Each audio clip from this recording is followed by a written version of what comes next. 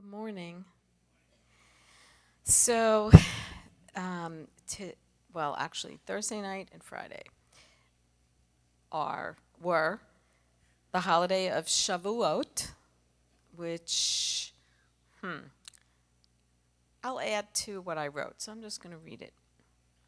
Shavuot is the holiday that celebrates the giving of the Torah, or the commandments, to God's people, Israel. The Ten Commandments were given to Israel by Adonai, the Lord, exactly 50 days after the feast of Passover. It's also exactly 50 days after the Lord was crucified and resurrected. So on Passover, Israel was told to sacrifice an unblemished lamb, the closest thing to a perfect sacrifice on earth at that time, and cover the doorposts of every Jewish household with its blood, so that the plague from the angel of death would pass over every house that has it and not kill those under the blood covering. Very key. All these words are very key because they're all prophetic and they type and shadow Messiah. The Passover is the perfect metaphor for God's plan of redemption to all that believe in Yeshua, Jesus, Jew and Gentile alike, one new man. So first he redeems his people by the perfect blood sacrifice, but God was not done with Israel at that point. He then had Moses lead them out of Egypt through the waters of the Red Sea. You could kind of say they were baptized in the Red Sea. And then Moses led them to Mount Sinai. By the time Moses came down from the mountain with the Ten Commandments, it had been exactly 50 days since the original night of the Passover. The word Pentecost means 50 in Greek. Interestingly, the name Sinai for the mountain,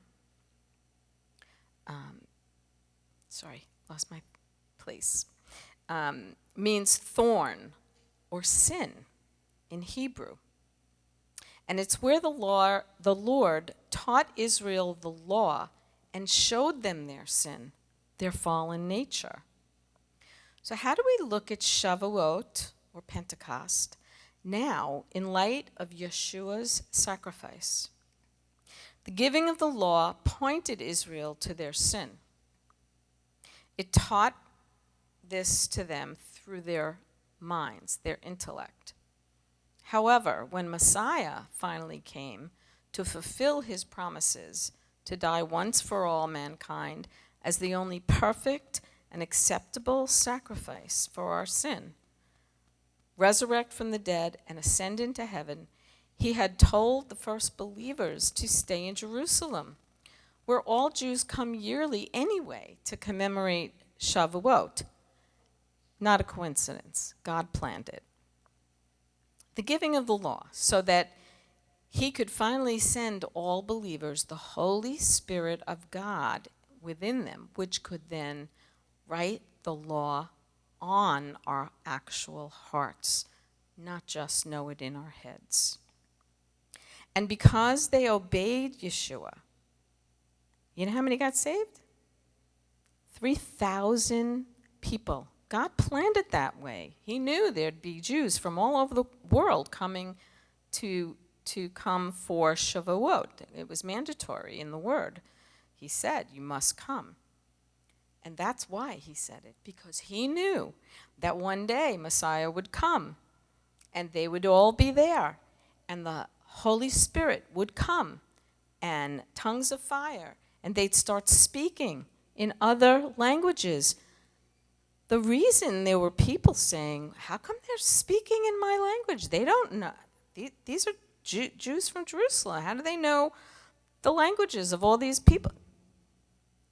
That only could happen if it was on Shavuot, when God mandated people, Jews from all over the world, to be in Jerusalem. That's why Yeshua told them, stay, wait. So, because they obeyed, 3,000 people got saved that day. This was also prophesied by Jeremiah in chapter 31, verses 30 through 32. He talked about writing the law on our hearts, which would now give us the supernatural power to live on earth, yet live in Him and be of Him, not of the world. He is so perfect. Every one of the 7 Jewish feasts commanded by God for us to commemorate represents Messiah's work for mankind's redemption. The old covenant is not done away with at all. It points us, Jew and Gentile alike, to the new one. He is perfection. Happy Pentecost. Happy Shavout.